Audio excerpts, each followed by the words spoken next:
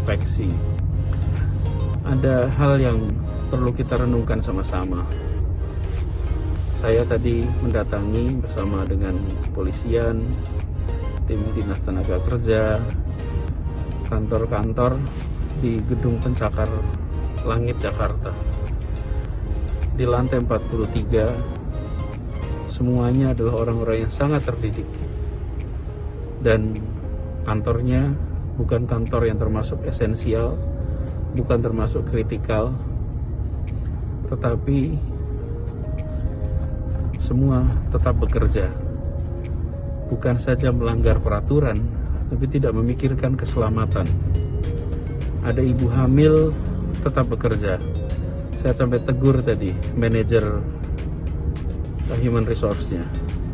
Seorang ibu yang menjadi manajer HRD, saya katakan harusnya seorang ibu lebih sensitif, melindungi perempuan, melindungi ibu hamil. Tidak seharusnya mereka berangkat bekerja seperti ini. Kalau terpapar, komplikasinya tinggi. Dan pelanggaran yang dilakukan bukan sekedar pelanggaran atas peraturan yang dibuat oleh pemerintah, tapi ini adalah pelanggaran atas tanggung jawab kemanusiaan. Di Jakarta, kasus baru 10.000. Kita memakamkan lebih dari 300 orang sehari. Itu semua adalah saudara-saudara kita. Itu semua adalah ayah, ibu, kakak, adik dari kita semua. Karena itu saya minta kepada semuanya, jangan tiru yang terjadi barusan kita lihat. Lantainya 43, isinya orang-orang terdidik, dan beramai-ramai mereka melanggar aturan, beramai-ramai mereka mengambil langkah tidak bertanggung jawab. Saya sampaikan pada manajernya tadi, bahwa buat aturan untuk melindungi pegawainya, dan pemilik-pemiliknya harus bertanggung jawab. Jangan pemiliknya berlindung di rumah, isolasi di rumah, sebuah langkah yang benar, tapi pekerjanya disuruh berangkat kerja.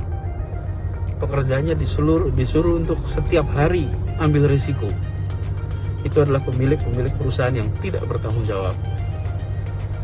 Tadi saya sampai minta wajahnya diambil itu, country manager, ambil fotonya, tunjukkan namanya. Ini adalah orang-orang yang tidak bertanggung jawab. Orang-orang yang memilih untuk membuat karyawannya ambil resiko.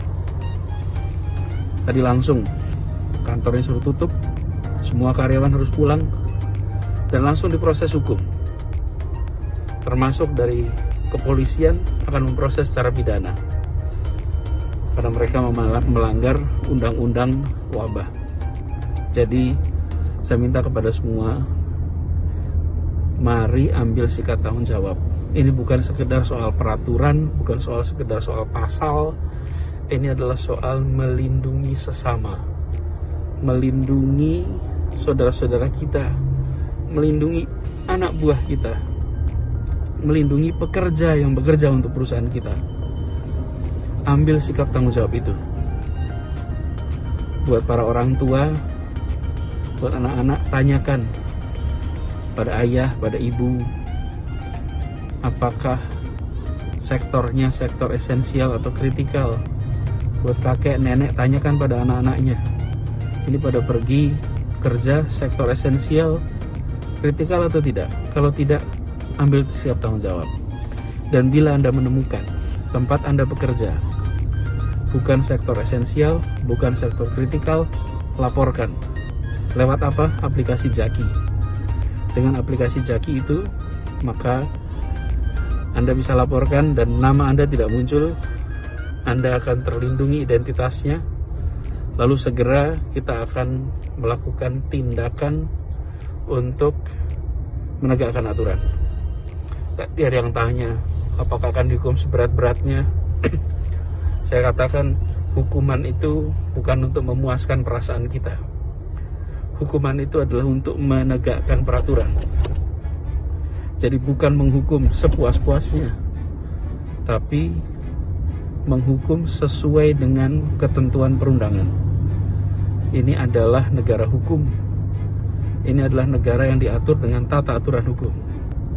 Karena itu ketika memberikan sanksi bukan untuk memuaskan hati, tapi memberikan sanksi untuk menegakkan aturan. Karena itu saya minta kepada semua, sekali lagi, jadilah pribadi-pribadi yang mentaati hukum, bukan sekedar mentaati penegak hukum.